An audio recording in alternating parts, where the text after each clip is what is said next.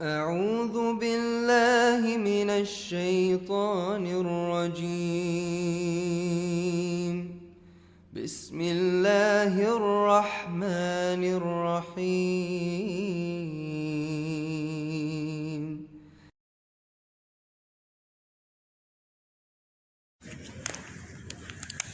أعوذ بالله من الشيطان الرجيم. بسم الله الرحمن الرحيم. أنتم أشد خلقا من السماء بناها رفع سمكها فسواها وأغطش ليلها وأخرج ضحاها والأرض بعد ذلك دحاها أخرج منها ماءها ومرعاها والجبال أرساها متاعا لكم ولأنعامكم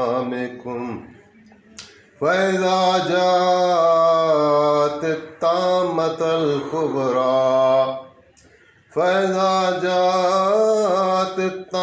الكبرى يوم يتذكر الإنسان ما سعى وبرزت الجحيم لمن يرى فأما من طغى وآثر الحياة الدنيا فإن الجحيم هي المأوى وأما من خاف مقام ربه ونهى النفس عن الهوى فإن الجنة هي المأوى يسألونك عن الساعة أيان مرساها فيما أنت من ذكراها إلى ربك منتهاها إنما أنت منذر من يخشاها كأنهم يوم يرونها لم يلبثوا إلا عشية أو ضحاها.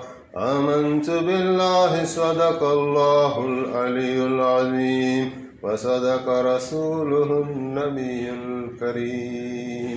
اللهم صل على سيدنا محمد النبي الأمي وعلى آله وأصحابه وبارك وسلم. رب اشرح لي صدري ويسر لي أمري واحلل عقدة من لساني يفقهوا قولي. اللہ تعالیٰ کا حمد ہے، اللہ تعالیٰ کا شکر ہے، اللہ تعالیٰ کی تعریف ہے. پوری کائنات کا خالق، مالک اور پالنے والا ہے. جو رب العالمین ہے، کتنے جہان بنائے ہیں اللہ جانتا ہے. کیا کچھ بنایا ہے، کہاں کہاں بنایا ہے، کہاں کہاں رکھا ہے، اللہ جانتا ہے. ہماری عقل، ہمارا شعور وہاں تک پہنچ نہیں سکتا. نبی کریم رؤوف رحیم صلی اللہ علیہ وآلہ وسلم معراج والی شب ہم نے پوچھا حضرت جبریل امین سے کہ فرشتے ہیں کتنے؟ تو حضرت جبریل امین نے جواب دیا کہ وما یعلم جنود ربک الا ہو، کہ تمہارے رب کے لشکر کوئی نہیں جانتا، خود ہی جانتا ہے.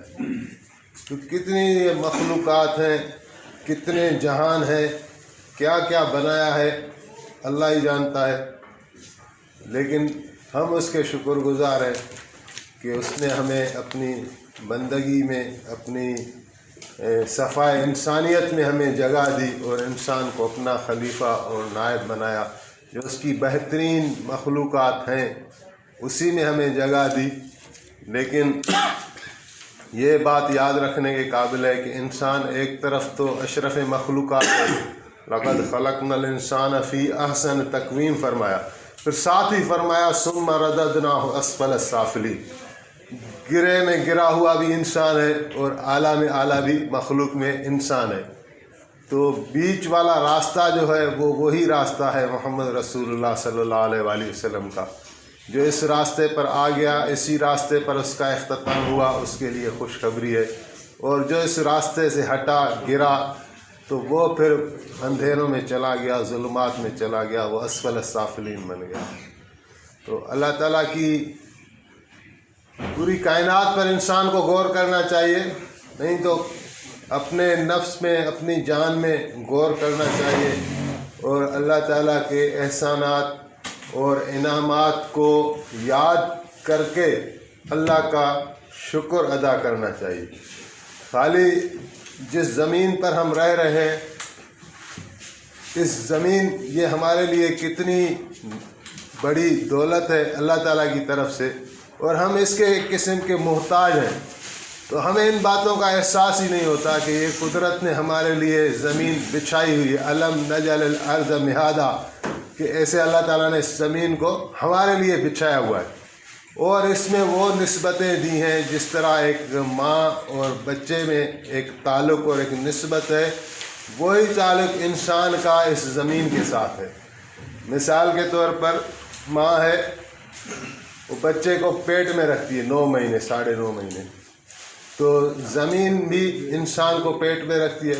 ہزارہ سال گزر گئے، لوگ اس کے جب مرتے ہیں تو زمین میں ہی جاتے ہیں، اور زمین کے پیٹ میں یہ دفن ہے۔ پھر اللہ تعالیٰ ماں کے سینے سے بچے کو غذا فراہم کرتے ہیں۔ پہلی غذا جو ہوتی ہے، یہ قدرت کا انتظام دیکھیں کہ بچہ ابھی پیٹ میں ہے اور ابھی باہر نہیں آیا، اس کی غذا کا انتظام اللہ تعالیٰ کر دیتے ہیں۔ اس کی ماں کے سینے میں دودھ آ جاتا ہے، ابھی بچہ آیا نہیں، آنے والا ہے، اس کی تیاری مکمل ہو جاتی ہے۔ تو ماں کے سینے سے اللہ تعالیٰ بچے کا غذا کا انتظام کرتے ہیں۔ اسی طرح زمین ہے، زمین کے سینے سے اللہ تعالیٰ ہمیں کھلا رہا ہے، پلا رہے ہیں، پانی اس میں سے نکل رہا ہے، اور فصلیں اس میں سے ہیں، پھل فروٹ جو بھی ہے ہم اس میں سے کھا رہے ہیں۔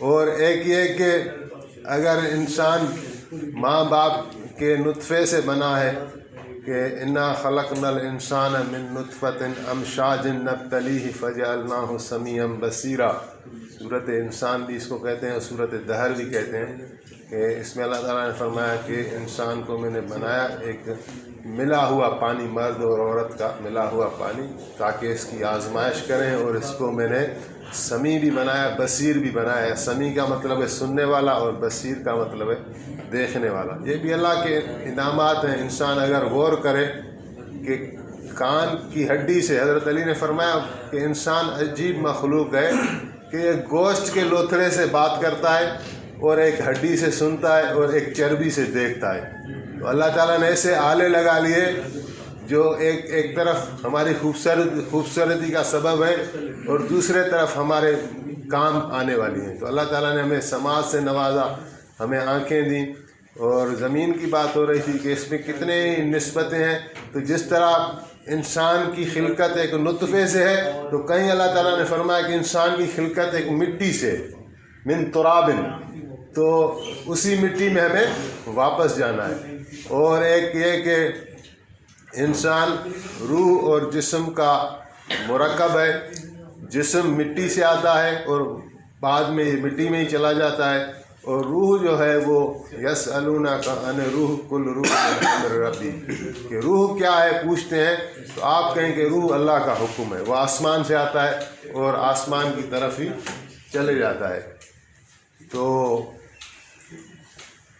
اللہ تعالیٰ کی ہم حمد و شکر کرتے ہیں، اسی کی ثنا ہے۔ جناب رسول کریم رؤوف رحیم صلی اللہ علیہ وآلہ وسلم پر درود سلام، جن کو اللہ تعالیٰ نے رحمت للعالمین کر کے بھیجا، سید المرسلین کر کے بھیجا، اور حضور آخری نبی ہیں، اور حضور علیہ الصلاۃ والسلام کے بعد کوئی نبی کوئی رسول نہیں آئے گا۔ حضرت داؤد علیہ السلام کو جب یہ پتہ چلا کہ محمد علیہ الصلاۃ والسلام آخری نبی ہیں اور حضور کے بعد کوئی نبی آنے والا نہیں ہے، تو ان کو تھوڑا تعجب ہوا، اور اللہ تعالیٰ سے پوچھا کہ اگر محمد علیہ الصلاۃ والسلام آخری نبی ہیں تو ان کے بعد کیا ہوگا؟ یعنی اللہ تعالیٰ کی سنت رہی کہ ہر دور میں، ہر ادوار میں، مختلف قوموں میں مختلف نبی آتے تھے، اور یہاں آ کر یہ سلسلہ اگر رک جائے گا تو انسانیت آتی رہے گی، تو ان کا کیا ہوگا؟ کیسے دین پھیلے گا؟ ان کو کیسے ہدایت ملے گی؟ تو اللہ تعالیٰ نے فرمایا کہ جو اس نبی کے علماء ہوں گے امت میں، وہ اس دین کو پھیلائیں گے۔ تو پھر داؤد علیہ السلام نے پھر سوال کیا کہ یا اللہ، آپ اپنے نبیوں کو معجزات عطا کرتے ہیں، تو ان کو آپ کیا عطا کریں گے؟ تو اللہ تعالیٰ نے فرمایا کہ ان کو میں اپنے علم میں سے علم دوں گا، اور اپنے حلم میں سے حلم دوں گا۔ تو ایک یعنی حضور علیہ السلام اٹھ گئے، لیکن اللہ تعالیٰ نے اس امت میں وقتاً فوقتاً ایسے افراد پیدا کیے اور دین کا کام الحمدللہ چل رہا ہے۔ اور آج بھی اگر ہم مساجد مدارس میں دیکھتے ہیں تو حقیقت ہے کہ ان کے انتظام دیکھ کر یعنی ایک تعجب ہوتا ہے کہ کس طرح اللہ تعالیٰ دین کو چلا رہے ہیں۔ بظاہر کوئی انکم نہیں، آمدنی نہیں، لیکن جو شخص دنیا دار ہیں، جو ساری قوت دنیا میں لگا رہے ہیں، وہ پریشان ہے اور وہ آرام سے بیٹھ کر کھا بھی رہے ہیں اور دین کا کام بھی کریں۔ تو اللہ تعالیٰ نے اس طرح یعنی اس امت کو بھی منتخب فرمایا ہے۔ اور نبی علیہ السلام کی مبارک زندگی بھی پوری ایک قسم کا معجزہ ہے۔ حضرت ابوبکر صدیق رضی اللہ تعالیٰ عنہ نبی علیہ السلام کے خلیفہ ہے، نبی علیہ السلام کے خلیل ہیں، دوست ہیں۔ تو اور سب سے پہلے ایمان لینے والوں جو چند شخصیات ہیں ان میں آپ کا بھی نام ہے۔ تو ان کے ایمان لانے کا واقعہ اس طرح ہے کہ سب سے پہلے تو انہوں نے خواب دیکھا۔ خواب ایک ایسا دیکھا کہ چاند ہے اور چاند جو ہے وہ ٹوٹ گیا ہے اور اس کے ٹکڑے جو ہیں وہ شہر میں گرے ہیں۔ ہر گھر میں کوئی نہ کوئی چاند کا ٹکڑا گیا ہے اور میرے گھر میں بھی آیا ہے۔ تو پھر چند لمحات کے بعد پھر دیکھتے ہیں کہ وہ جو ٹکڑے تھے گھروں میں وہ واپس آئے ہیں اور چاند کی شکل بن گئی ہے اور واپس چلے گئے ہیں۔ لیکن جو ٹکڑا میرے گھر میں یعنی جناب صدیق اکبر کے گھر میں آیا ہے وہ واپس نہیں گیا۔ تو ایک خواب یہ دیکھا، صبح کسی عالم یہودی سے پوچھا تو انہوں نے کہا کہ ایسے ہی اس خواب کا کوئی تعبیر نہیں ہے۔ لیکن حضرت ابوبکر کہہ رہے ہیں کہ مجھے ہمیشہ کھٹکا رہا کہ خواب کسی بڑی حقیقت سے خالی نہیں ہے۔ پھر فرما رہے ہیں کہ میں یہ مہاجرین جتنے بھی تھے مکہ کے، یہ ان کا گزر سفر تجارت پر ہوتا تھا۔ یہ قافلوں میں سفر کرتے تھے، کچھ چیزیں یہاں سے لے کر جاتے تھے، وہاں سے لے آتے تھے۔ اور نبی علیہ السلام نے خود بھی یہ سفر کیا تھا تجارت کا۔ تو حضرت ابوبکر بھی تاجر تھے، وہ کہہ رہے میں گیا ہوا تھا باہر تو ایک درخت ٹیک لگائے بیٹھا تھا کہ وہاں سے ایک ٹہنی آئی اور عجیب انداز سے آتے میرے کان کے برابر کھڑی ہو گئی اور وہاں سے جو ہے اس سے آواز آیا کہ آپ کو پتہ ہے کہ آپ کے شہر میں ایک نبی مرسل کا یعنی بعثت ہو چکی ہے۔ تو میں نے کہا کہ نہیں، مجھے تو نہیں پتہ وہ کون ہے۔ تو وہ ٹہنی سے آواز آئی کہ وہ محمد بن عبداللہ ہے صلی اللہ علیہ وسلم۔ پھر کہہ رہے ہیں اسی سفر میں ایک راہب سے ملاقات ہوئی، پیر سن تھا، بڑی عمر کا تھا۔ تو جب اس کے ساتھ میری الیک سلیک ہوئی تو وہ میرے سے میرا قبیلہ پوچھنے لگا۔ تو میرے قبیلہ ان کو جو نسب یاد ہوتے تھے، یعنی باپ کا نام، دادا کا نام، پردادا کا نام، ایسا عربوں کو اپنے نسب کا سلسلہ پورا یاد ہوتا تھا۔ تو بولا میں نے سلسلہ اپنا بتانا شروع کیا، چند ایک باپ جو تھے باپ دادا کا نام لیا۔ تو ایک جگہ اس نے مجھے کہا کہ رک جا، کہا کہ تم جو ہے تمہارے شہر میں نبی آخر زمان کا ظہور ہوگا اور تم شاید اس کے وزیر بنو اور خلیفہ، اگر تمہارے اندر یہ نشانیاں ہیں۔ اور ایک پیٹ پر کسی جگہ بتایا تل ہوگا اور ایک ران پر بتایا کہ بڑا۔ حضرت ابوبکر کہہ رہے ہیں کہ میں نے دیکھے کہ وہ دونوں نشانیاں میرے اندر تھیں۔ تو مجھے اتنا شوق ہوا حضور سے ملاقات کا کہ پھر میں وہ کاروبار چھوڑ کر واپس آیا اور جیسے میں گھر پہنچا تو حضور کی طرف میں روانہ ہوا تو نبی علیہ السلام کو بھی کسی نے بتایا کہ حضرت ابوبکر آئے ہیں۔ تو آپ نے بھی جو تحریک کا آغاز کیا تھا تو اسی طرح کیا تھا کہ صرف آپ اپنے دوستوں کو یا رشتہ داروں کو، یعنی جن میں اعتماد ہوتا تھا کہ یا تو یہ میرا کلمہ پڑھ لیں گے اور بالفرض اگر یہ کلمہ نہ بھی پڑھیں گے تو ان کے ساتھ ایسے روابط ہیں، ایسا تعلق ہے کہ یہ مخالفت نہیں کریں گے، تو ان کو آپ دعوت دیتے تھے۔ پہلے 3 سال آپ نے اس طرح کام کا آغاز کیا تھا۔ تو حضرت ابوبکر صدیق کے پاس آپ تشریف لے گئے اور وہ حضور سے ملنے کے لیے، تو آپس میں ان کا یعنی ملاقات راستے میں ہو گئی. نبی علیہ السلام نے دعوت پیش کر دی. تو حضرت ابوبکر کہنے لگے کہ یا رسول اللہ، آپ کی رسالت کا، آپ کی نبوت کا کوئی دلیل ہے؟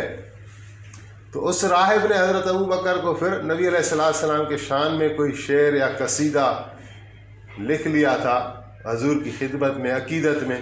اس کا مفہوم یہی تھا کہ میں آپ پر ایمان لاتا ہوں اور میں قیامت والے دن آپ کی شفاعت کا منتظر ہوں یا امیدوار ہوں. اسی طرح انہوں نے شعروں میں ایک بات لکھ کر حضرت ابوبکر کو دی تھی کہ یہ اپنے صاحب کو دینا. تو وہ حضرت ابوبکر کے ساتھ ہیں اور پوچھ رہے ہیں یا رسول اللہ، آپ کے پاس کوئی دلیل ہے؟ تو آپ نے فرمایا تمہارا چاند والا خواب، تم کو ٹہنی کا درخت سے اتر کر بتانا میرے متعلق محمد رسول اللہ ہے، اور اس حمیر یا اس راہب کا وہ اشعار جو اس نے میرے لیے تمہارے پاس بھیجے ہیں، تمہارے پاس امانت پڑی ہے، یہ میری نبوت کی دلیل ہے. تو پھر حضرت ابوبکر نے کہا کہ اشہد اللہ الہ الا اللہ اشہد ان محمد رسول اللہ صلی اللہ علیہ وسلم. پھر آپ نے فرمایا کہ جو بھی میرے پر پہلے ایمان لاتا تھا تو تھوڑا تردد کا شکار رہتا تھا، لیکن جب حضرت ابوبکر نے میرا کلمہ پڑھا تو ان میں کوئی تردد نہیں تھا. تو یہ واقعات ہیں ایسے. پھر جب اللہ تعالیٰ نے حکم دیا، 3 سال گزرے تو عام حکم دیا، سورۃ حجر میں ہے، فَاسْتَعْ بِمَا تُؤْمَرْ وَأَعْرِضْ عَنِ الْمُشْرِكِينَ. آپ کو حکم دیا گیا کہ اب جو آپ کو حکم دیا جا رہا ہے اس کو آپ کھول کر بتائیں اور مشرکوں کی آپ پرواہ نہ کریں، ان سے منہ موڑیں. تو آپ نے جبل صفا پر اعلان کیا، اور اس سے پہلے کا واقعہ ہے، اس اعلان سے پہلے کا واقعہ ہے، وہ آیت اس طرح آئی کہ آپ جو ہے اپنے رشتہ داروں کو ڈرائیں.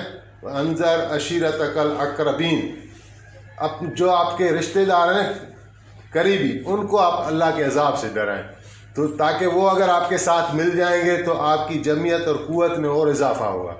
تو آپ نے حضرت علی کو فرمایا کہ بنی ہاشم اور بنی مطلب، یہ 2 ہمارے قبیلے ہیں، ان کے جتنے بھی مرد ہیں، بڑے ہیں چھوٹے ہیں، ساروں کو آپ دعوت دو اور کھانے کا بھی انتظام کرو. تو حضرت علی کہہ رہے ہیں کہ حضور کے حکم کے مطابق میں نے دعوت دینا شروع کی. کوئی 40 مرد تھے، کمی بیشی اللہ معاف کرے، 40 تھے میرے خیال میں. تو ان ساروں کو میں نے دعوت دے دی کہ حضور نے کھانے پر بلایا ہے، اور پھر حضور نے مجھے حکم فرمایا تھا کہ کھانے کا انتظام بھی کرو. تو میں نے بڑی مشکل سے، تھوڑا گوشت تھا اور تھوڑا دودھ تھا، اس کا انتظام ہو سکا. لیکن جب میں نے دیکھا کہ گوشت اتنا ہے اور دودھ اتنا ہے کہ ان میں اگر ایک اچھا کھانے والا ہوگا تو ایک آدمی صفایا کر لے گا. لیکن حضور کے فرمان کے مطابق 40 مردوں کو دعوت دے کر لے کر آیا. تو جب وہ آئے تو آپ نے فرمایا کہ کلو بسم اللہ، کھاؤ اللہ کے نام سے. تو وہ کھاتے گئے 40 مرد نے گوشت بھی سیر ہو کر کھایا اور دودھ بھی سیر ہو کر پیا. نہ گوشت میں کمی آئی نہ دودھ میں کمی آئی. حضرت علی کہہ رہے ہیں وہ گویا کہ اس میں سے کچھ نکلا ہی نہیں، ایسی میں نے برکت دیکھی. پھر آپ نے وہاں ان کو دعوت دی. تو ایسی جگہ جگہ واقعات کچھ پیش آ جاتے تھے جو ان میں پھر جو ہے ایک یعنی جو ہماری ایمان کی تازگی کا سبب بنتے تھے. خندق میں بھی ایسا ایک واقعہ مل رہا ہے کہ خندق جب کھودی جا رہی تھی تو ایک طرف تو کافروں نے محاصرہ کیا تھا، کھانے پینے کی چیزیں تھیں نہیں، تو بڑی ایک پریشانی تھی. تو ایک صحابی نے اپنا قمیص اوپر کر کے حضور کو دکھائی کہ یا رسول اللہ میں نے تو کل سے کچھ نہیں کھایا، پتھر باندھا ہوا ہے. تو آپ علیہ السلام نے کہا کہ آپ نے اپنی قمیص اتاری اوپر کر کے دکھائی تو آپ کو 2 پتھر بندھے ہوئے تھے یا 3 پتھر بندھے ہوئے تھے. آپ نے فرمایا میں نے 2 دن سے کھانا نہیں کھایا. تو اسی طرح یعنی وہاں ایک صحابی تھے حضرت جابر بن عبداللہ، انہوں نے جب یہ سنا تو بڑا ان کو شاک لگا، اور ان کے پاس کوئی بکری کا بچہ تھا، 6-7 کلو 8 کلو کا وزن ہوگا. یا 10 کلو مان لیں. تو وہ وہاں سے کام چھوڑ کر سیدھا گھر گیا اور اس کو ذبح کیا اور اپنی اہلیہ کو بتایا کہ حضور علیہ السلام نے 2 دن سے کھانا نہیں کھایا، اس کو پکاؤ، اس کا سالن بناؤ تو میں حضور کو لے کر آتا ہوں. تو اس نے پکایا اور کہا کہ حضور کو آپ لے کر آئیں، اور 10-15 لوگ اگر اور بھی آ جائے تو حرج نہیں حضور کے صحابہ میں سے. تو حضرت جابر نے جا کر بڑے خفیہ انداز میں کان میں عرض کی کہ یا رسول اللہ، میں نے ایسا انتظام کیا ہے، آپ آ جائیں، 10-15 لوگ بھلے اور بھی آ جائیں.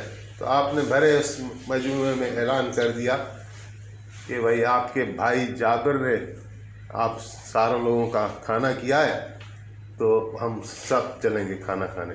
وہ تعداد 1000 بتا رہے اور بعض اس سے بھی آگے بتا رہے، 1000 صحابہ اور 1 بکری کا وہ بچہ. تو آپ نے حضرت جابر پریشان ہوا تو آپ نے فرمایا کہ تم جا کے اپنی گھر والی کو کہو کہ وہ جو ڈھکن ہے اس کا وہ نہ اتارے، میں آؤں گا خود اور میں روٹی چلاؤں گا، سالن چلاؤں گا. تو پھر آپ نے 10 لوگوں کو بلایا، ٹولی بنا کر کھلاتے گئے اور سارے لوگ کھا گئے.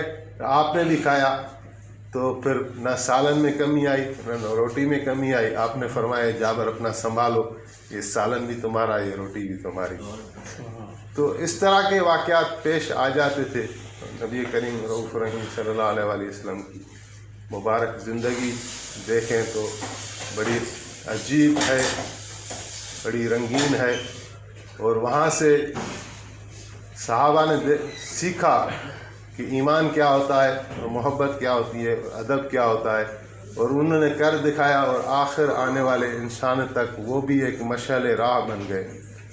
تو قرآن کریم کی جو آیات تلاوت کی گئی ہیں صورت نازیات کا 2 رکوع ہے، اس پہ اللہ تعالیٰ فرما رہے ہیں کہ فَأَمَّا مَنْ طَغَىٰ وَآثَرَ الْحَيَاةَ الدُّنْيَا، جس نے بھی سرکشی کی اور اس دنیا کی زندگی کو ترجیح دی، فَإِنَّ الْجَحِيمَ هِيَ الْمَأْوَىٰ، اس کا ٹھکانہ ہے جہنم. وَأَمَّا مَنْ خَافَ مَقَامَ رَبِّهِ، اور جو ڈر گیا اپنے رب کے سامنے کھڑا ہونے سے، وَنَهَى النَّفْسَ عَنِ الْهَوَىٰ، اور اپنے نفس کو ہوا سے روکا، خواہش سے روکا، فَإِنَّ الْجَنَّةَ هِيَ الْمَأْوَىٰ، اس کا ٹھکانہ ہے جنت. یہ ایک آیتوں کا ایسا سیٹ ہے کہ اس پہ آدمی ہر ایک نظر کر کے اپنی حیثیت کو جان سکتا ہے، پہچان سکتا ہے کہ میں کہاں کس اسٹینڈرڈ میں فال ہو رہا ہوں.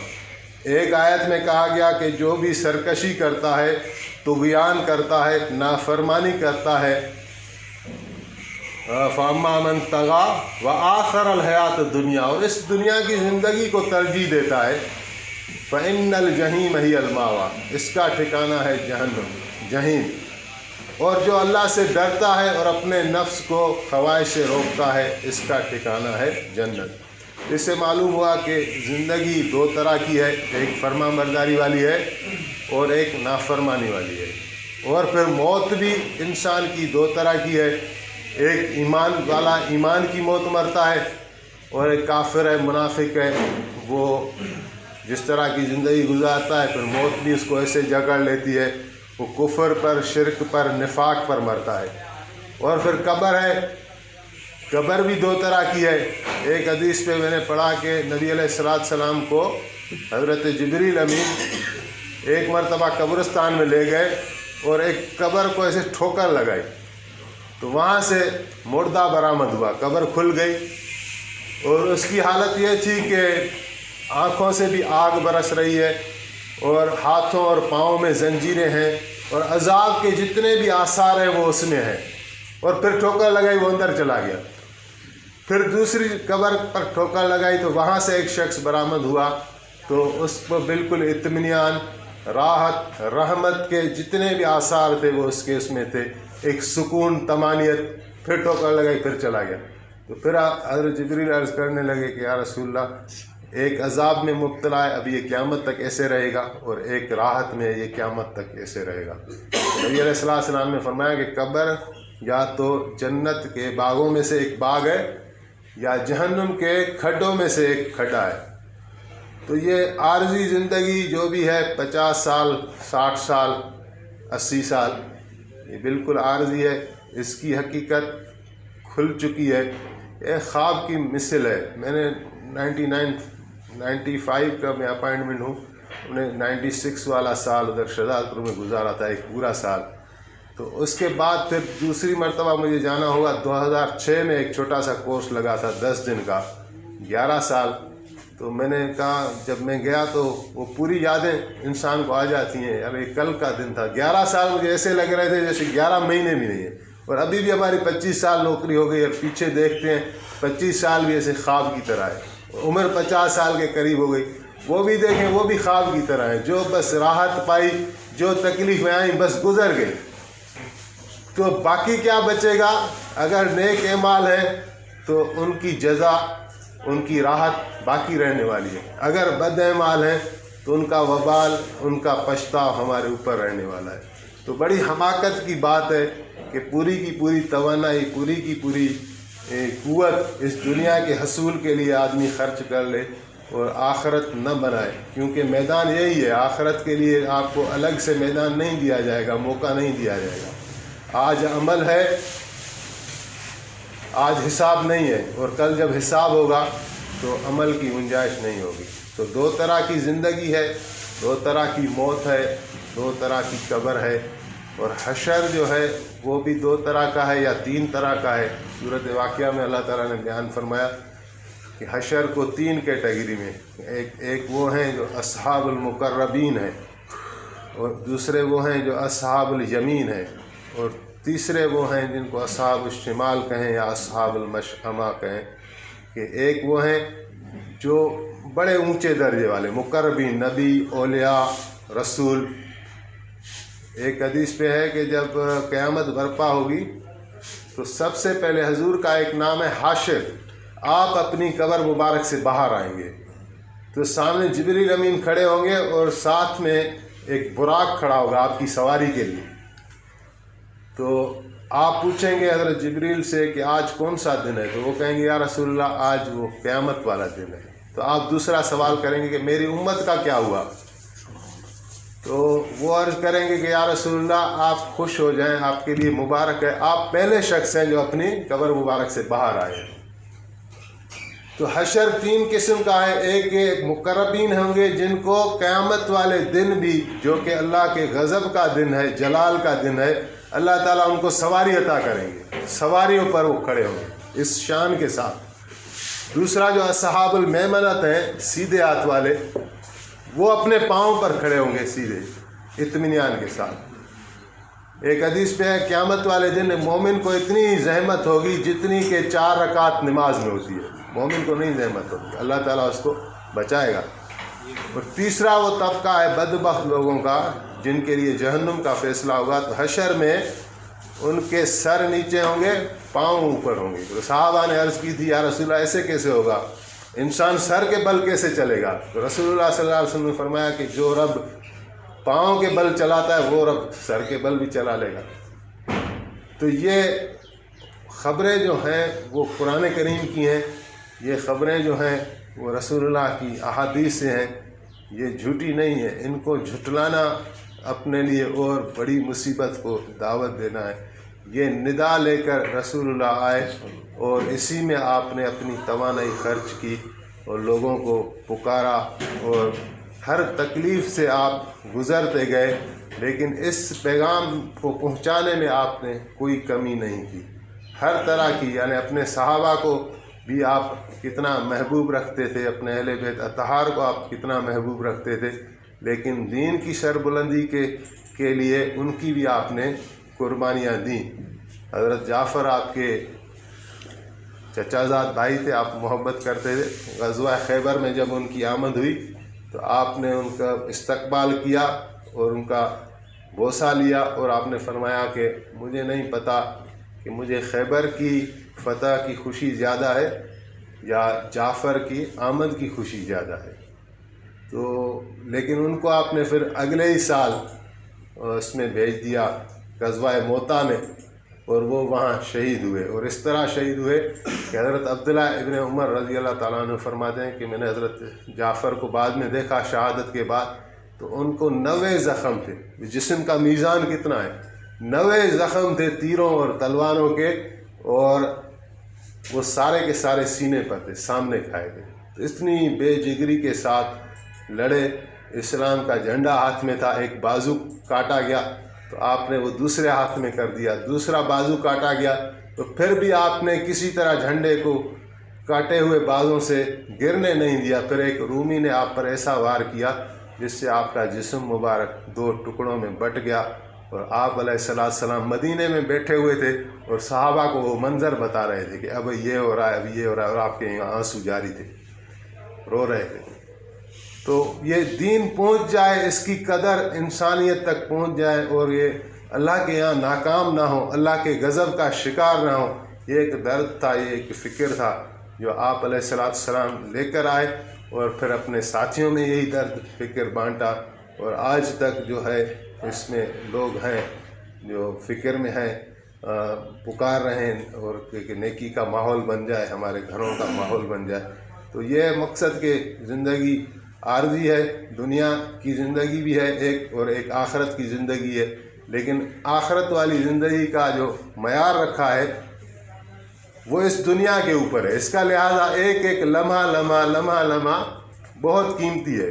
اگر اللہ سے ہم توبہ کرتے ہیں تو سارے گناہ معاف کر دیتا ہے. ابھی لوگوں کو کافی ایسے میں نے دیکھا ہے نا، ان چیزوں پر تعجب کھاتے ہیں کہ گویا کہ یعنی جھٹلانا کہ اللہ کیسے معاف کر دے گا. بھائی 50 سال تم نے رشوت کھائی ہے، 50 سال تم نے یہ کیا ہے، 50 سال تم نے وہ کیا ہے، یا 100 سال کیا ہے. تو اللہ کے یہاں کوئی مسئلہ نہیں ہے، کیونکہ انسان کو اللہ تعالیٰ نے بنایا اس طرح، اس سے خطا ہوگی، خطاؤں سے پاک نہیں ہے یہ، لیکن اللہ تعالیٰ پھر معاف کر دیتے ہیں.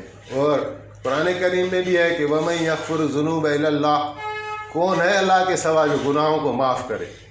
اللہ تعالیٰ غفار الذنوب ہے، گناہوں کو معاف کر دیتے.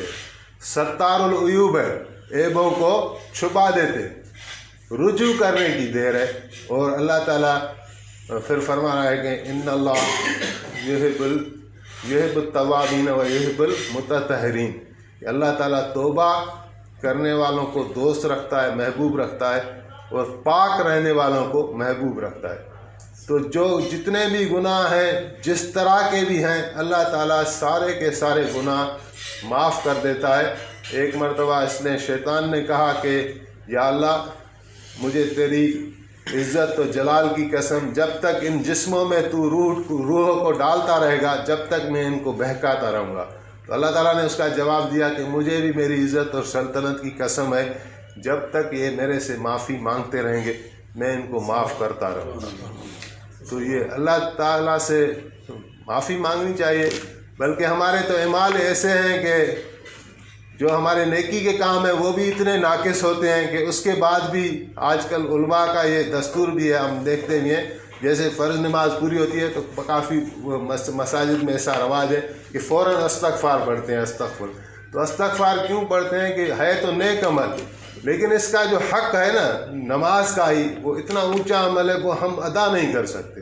آج ہماری نماز بھی بہت ناقص ہے، نہ ہم نے اس کو سیکھا ہی نہیں ہے، نہ اس میں ہماری ترغیب ہے، نہ کوشش ہے. دنیا کے اندر تو ہمیں فرق بہت معلوم ہو جاتا ہے کہ میں بھی مثال ایک سواری پر آیا ہوں، وہ ایک 15,000 کی موٹر سائیکل ہے تو سواری میں پہنچ گیا، لیکن ایک بندہ جو ہے اگر ایک 10 لاکھ 20 لاکھ والی گاڑی پر آ رہا ہے تو اس سواری اور اس سواری میں کتنا فرق ہے. دنیا کے اندر ہمیں سمجھ میں آ رہا ہے، دین کے بارے میں ہم اتنا غافل ہیں کہ ہمیں نہیں سمجھ میں آ رہا کہ ہماری نماز کس لیول کی ہے اور اللہ والے جو نماز پڑھنے اس لیول میں فرق کیا ہے. اس کا قیام کیسا ہے، ہمارا قیام کیسا ہے، اس کا رکوع کیسا ہے، ہمارا رکوع کیسا ہے. اللہ تعالیٰ نے فرمایا کہ اقم الصلاۃ لذکری، نماز کو قائم کر میری یاد کے خاطر. ایک بندہ اگر میوزک ہال میں ہے، کسی مستی میں ہے، کسی نافرمانی میں ہے، کسی شراب خوری میں ہے، وہ اللہ کو یاد نہیں کرتا، اس کے کام ہی ایسے ہیں. اور ایک بندہ مسجد میں ہے اور قیام میں ہے، رکوع میں ہے، اس کو بھی اللہ یاد نہیں ہے، نہ قیام میں یاد آیا، نہ رکوع میں یاد آیا، نہ سجدے میں یاد آیا، نہ دعا میں یاد آیا، وہی ہو گئی نماز. تو ہمارا آج کل حال یہ ہے بس. لیکن اس پر بھی ہم اللہ سے امید کرتے ہیں کہ اس پر اللہ تعالیٰ ہمیں معاف کرے گا اور ہمارے معاشرہ ایسا ہے, ماحول ایسا بنا ہوا ہے, ہماری غذائیں ایسی ہیں, تو لیکن اس طرف قدم تو اٹھانا ہے نا. مرنا تو ہمیں ہے, اللہ کے سامنے ہمیں جانا ہے, رسول اللہ کے سامنے ہمیں جانا ہے, تو ہماری خواہش ہونی چاہیے. ایک صحابی تھے, تو غزوہ تبوک کا سفر تھا, حضرت عبداللہ نام ہے صحابی کا, ذوالبجادین, 2 کپڑے والا یا 2 رلی والا سمجھ لیں. اس کی کہانی ہے کہ اس کو جب اسلام قبول کیا تو چچا نے گھر سے نکال دیا, اور جو ملکیت تھی, جو سامان تھا, چھین لیا, حتیٰ کہ کپڑے بھی چھین لیے. تو اس کو 2 چادریں دی تھیں, تو اسی نسبت سے وہ مشہور ہو گیا کہ غزوہ تبوک کے سفر پر جا رہے تھے, تو اس نے موقع دے کر رسول اللہ سے بات کی. یہ بھی بات یاد رکھیں کہ رسول کریم صلی اللہ علیہ وسلم تمام نبیوں کے سردار, اور آپ میں ایک حشمت تھی, ہیبت تھی, رعب تھا. ہر صحابی کی مجال نہیں تھی کہ ہر وقت آپ سے بات اور کلام کر سکے. چند صحابہ تو تھے آپ کے جو مہاجرین, حضرت ابوبکر, حضرت عمر, حضرت عثمان, حضرت علی, ان کو تو بے تکلفی تھی اور موقع تھا, لیکن یہ بھی احتیاط کرتے تھے. لیکن جو بعد میں آنے والے ہر صحابی کو جرأت نہیں ہوتی تھی. تو بہرحال تو انہوں نے موقع دیکھ کر بڑی عاجزی کے ساتھ عرض کیا کہ یا رسول اللہ, جنگ کا موقع ہے, جا رہے ہیں, میرے لیے آپ شہادت کی دعا کریں. تو آپ نے ہاتھ بلند کیے اور آپ نے دعا کی کہ یا اللہ, عبداللہ کو کافروں کے تیر اور تلوار سے بچانا اور اس کو شہادت کا درجہ دینا. تو یعنی کافر کا تیر بھی نہ لگے, تلوار بھی نہ لگے, اور درجہ شہادت کا ملے. تو وہ کہنے لگے کہ یا رسول اللہ, میرا مقصد تو یہ نہیں ہے, میں تو شہید ہونا چاہتا ہوں. تو پھر آپ نے اس کی وضاحت کی. آپ نے فرمایا تمہیں بخار ہوگا, اور اس بخار میں تمہاری وفات ہوگی, اور اللہ تعالیٰ تمہیں شہید کا درجہ دے گا. بس بات ختم ہو گئی. غزوہ تبوک میں پہنچے, وہاں غزوہ لگی نہیں تھی. روم کا بادشاہ گھبرا گیا, وہ سامنے نہیں آیا, کہ ان کو اندیشہ تھا کہ وہ رسول آخر زمان ہے, اور میں جاؤں گا تو شکست ہوگی, تو وہ نہیں آیا آپ کے مقابلے میں. اور پھر صحابہ سے آپ نے مشورہ کیا, تو انہوں نے کہا کہ یا رسول اللہ, ساری دنیا کو پتہ چل گیا کہ پیغمبر اسلام نے روم کی حدود میں قدم رکھے, لیکن روم کے بادشاہ کو جرأت نہیں ہوئی. بس ہمارے لیے یہ کافی ہے, اب واپسی کا سفر کرے. تو پھر واپس آ رہے تھے, تو اس میں اسی صحابی کا انتقال ہو گیا. اسی کی روایت کون کر رہے ہیں؟ حضرت عبداللہ بن مسعود, پرانے صحابی, مہاجرین اولین میں سے. وہ کہہ رہا رات کا ٹائم تھا, میں نے دیکھا کہ آگ جلائی ہوئی ہے, لوگوں کا مجموعہ ہے, کچھ ہوا ہے. تو میں دیکھنے کے لیے گیا, تو میں دیکھ رہا ہوں کہ قبر کھودی ہوئی ہے, حضرت ابوبکر اور حضرت عمر اندر قبر میں اترے ہوئے, اور ان صحابی کا انتقال ہو گیا, حضرت عبداللہ ذوالبجادین کا, اور میں بھی اوپر کھڑا ہوا. تو وہ اس کو لحد میں اتارنے کے لیے کھڑے, جیسے ہاتھ میں لیا, حضور اوپر کھڑے. تو نبی علیہ السلام نے کہا کہ الی اخیکما, اس کو نا میرے قریب کرو. تو اس کا چہرہ دیکھنا ہوگا یا, تو انہوں نے قریب کیا. تو رسول اللہ نے پھر الفاظ فرمایا یا اللہ, میں اس سے راضی ہوں, میں عبداللہ سے راضی ہوں, آپ بھی راضی ہو جائیں.